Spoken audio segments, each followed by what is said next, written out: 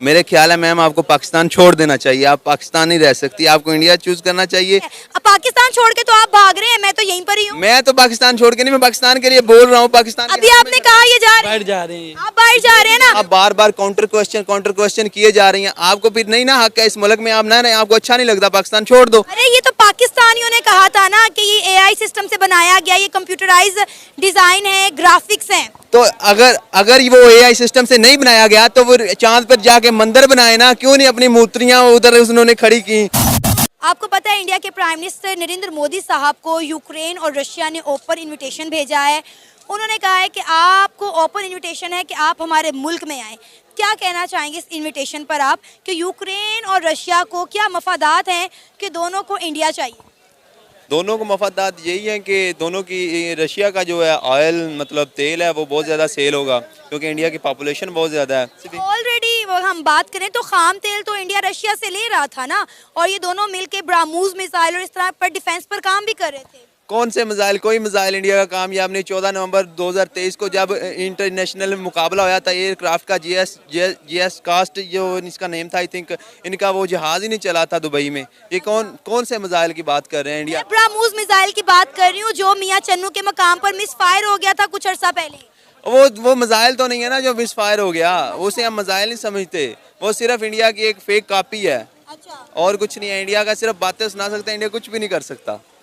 कुछ नहीं कर सकता, कुछ भी नहीं कर सकता। ये देखें इनके आइडियाज सारे फेल हैं। इन्होंने कहा कि हमने वहाँ पे चांद पे जाकर रसाई हासिल कर ली है। एक महीने के बाद ये फेल हो गया। एक महीने के बाद चाइना ने कर दिया इंटरनेशनल मीडिया को कि ये बताएं कि ये कैसे करके दिखाए हैं। अरे ये तो पाकिस्तानियों ने कहा था ना कि ये एआई सिस्टम से बनाया गया, ये कंप्यूटराइज डिजाइन है, ग्राफिक्स हैं। तो अगर वो एआई सिस्टम से नहीं बनाया गया तो वो चांद पर जाके मंदिर बनाए ना, क्यों नहीं अपनी मूर्तियां उधर उन्होंने खड़ी की। मंदिर बना रहे हैं ना, यूएई में जगह है, उन्होंने यूएई में जाके मंदिर बनाया है। बात चांद की हुई है, बात यूएई की नहीं हुई, बात ऊपर है कि आप नीचे आ रही हैं हमेशा के लिए। अब आप ये देखें ना, इस्लामी मुल्क है, यूएई एक इस्लामी मुल्क है, वहां पर जाके वो मंदिर बना रहे हैं। इस्लामिक मुल्क, नाम इस्लामिक है, बाकी उसमें इस्लामिक कोई चीज़ नहीं है। अगर इस्लामिक मुल्क और इस्लाम जिंदा होता तो आज गाज़ा के मुसलमानों का ये हाल ना होता। पूरी कौम जिहाद करती और गाज़ा के मुसलमानों की मदद करती। हम पाकिस्तानियों का यही तो मसला है ना, हम पाकिस्तानियों का यही मसला है कि हम कहते हैं हमें जज्बा बहुत है, हम बड़े हुब्बुल वतनी हैं, और हम एडमिट नहीं कर पा रहे कि भाई इंडिया वाकई में तरक्की कर गया है। आपको अगर इंडिया तरक्की कर गया तो इंडिया के तो अभी वाशरूम नहीं है, उधर कोई बंदा उधर वाशरूम नहीं जा सकता। हमारे पाकिस्तान में देखें, आप देखें मरियम नवाज का जो मोटरवे बना है उस पर कितने वाशरूम उसने बनवा दिए हैं। इंडिया की बात आप कह रहे हैं कि वहाँ वॉशरूम नहीं है। हमेशा हमने इंडिया को तनकीद किया वॉशरूम के ऊपर, गुर्बत के ऊपर। इमरान खान साहब ने कहा था कि इंडिया में पाकिस्तान से ज़्यादा वॉशरूम है, इंडिया में पाकिस्तान से गुर्बत बहुत कम है। तो सही बात है ना, आप इंडिया में जाकर देखेंगी ना तो आपको पता लगेगा। ये इंडिया के बड़े बड़े शहर या मुकेश अंबानी को देखकर अंदाजा नहीं लगाया जा सकता कि इंडिया में क्या है। इंडिया जो पाकिस्तान से ज्यादा क्राइसिस के हालात से गुजर रहा है, आपको इस बात का इल्म होना चाहिए। इंडिया में कौन से क्राइसिस में आपके तल्ले कर रहे हो, उनके पास नेशनल रिजर्व पूरे, उनका तो टाटा की आपकी जीडीपी से ज्यादा टाटा के पास पैसा है। मेरी बात सुने, हम मेरी बात सुने, पाकिस्तान की पूरी इकोनॉमी एक तरफ और उनका टाटा ग्रुप एक तरफ है। मेरी बात सुने, हम आईएमएफ के कर्जे नहीं करेंगे। वो कहते हैं ना, हम किसी में गैरों में दम नहीं था, हमें तो अपनों ने लूटा।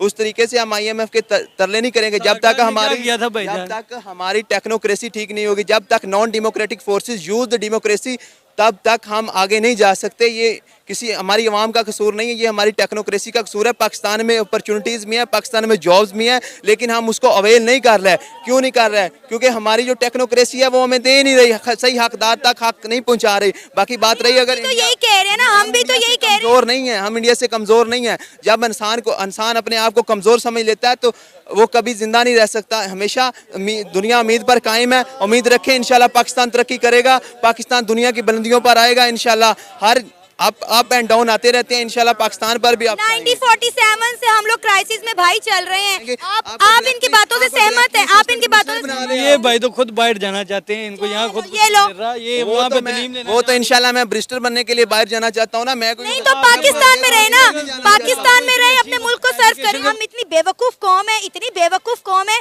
कि हमारे बॉर्डर जिन जिन ममालिक के साथ लगते हैं, हमारी किसी के साथ नहीं बनती, ना इंडिया के साथ भी पंगा डाल लिया। भाई ईरान एयर स्ट्राइक कर दी। बेवकूफ आदमी, ठीक है। आप किसके साथ पंगे ले रहे हैं? इंडिया हमसे बहुत ऊपर जा चुका है। आप एक वकील हैं, क्या आपके मुल्क में इंसाफ है या नहीं? इंडिया में लोगों को इंसाफ मिल रहा है, क्या पाकिस्तान में लोगों को इंसाफ मिल रहा है? आप कह रही हैं कि मेरे मुल्क में इंसाफ नहीं है।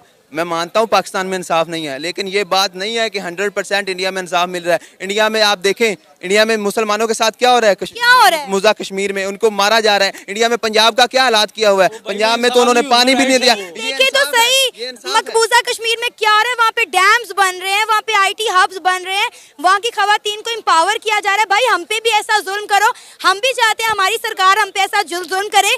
यहाँ पर भी जो है वो मेगा जॉब फेयर्स करवाए जाए, लोगों को जो है अच्छी नौकरियाँ दी जाए। हम भी चाहते हैं कि जो जुल्म जम्मू कश्मीर के कश्मीरियों पे हो रहा है वो हम पे भी होना चाहिए, ऐसा जुल्म हम भी चाहते हैं। मेरे ख्याल है मैम आपको पाकिस्तान छोड़ देना चाहिए। आप पाकिस्तान नहीं रह सकती, आपको इंडिया चूज करना चाहिए। या मैं क्यों पाकिस्तान छोड़ूं? मैं पाकिस्तान में रहूंगी, ये मेरा प्यारा पाकिस्तान है, मैं तो यहीं पर ही रहूंगी। इसको ठीक करना हम सबकी जिम्मेदारी है। अब पाकिस्तान छोड़ के तो आप भाग रहे हैं, मैं तो यहीं पर ही हूँ। मैं तो पाकिस्तान छोड़ के नहीं, मैं पाकिस्तान के लिए बोल रहा हूँ। पाकिस्तान अभी आपने कहा ये जा रहे हैं, आप बाहर जा रहे हैं ना, मेरी तरह रुके, पाकिस्तान के मसले उजागर करें, लोगों से बात करें ना। मैं क्यों जाऊँ इंडिया? मेरा मुल्क पाकिस्तान है, मैं तो पाकिस्तान में ही रहूंगी ना। तो आपने कहा है ना हम पर हो वैसे ठीक है, लेकिन बंदा सवाल भी ना करे।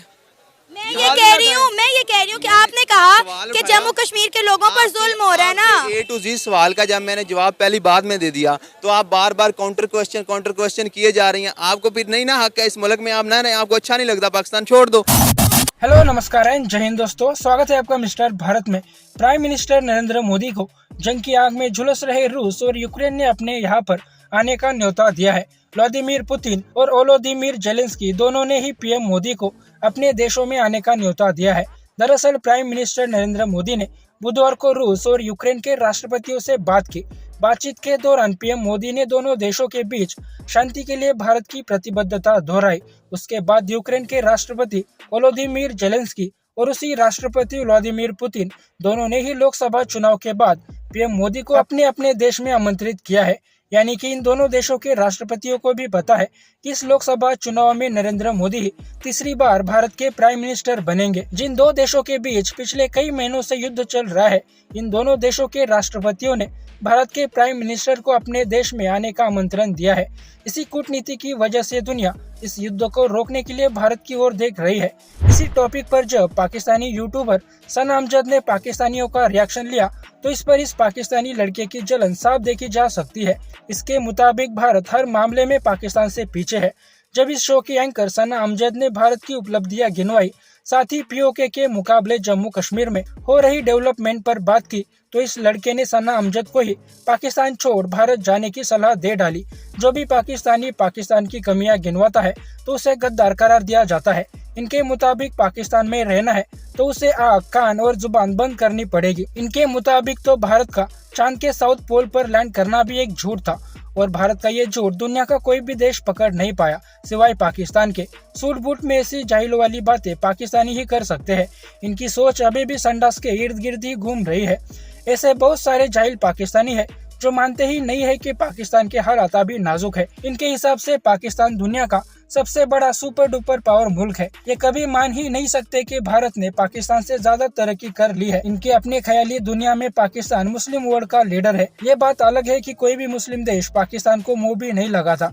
इनकी आर्मी दुनिया की नंबर 1 आर्मी है और हर एक पाकिस्तानी अल्लाह के दिल के सबसे करीब है।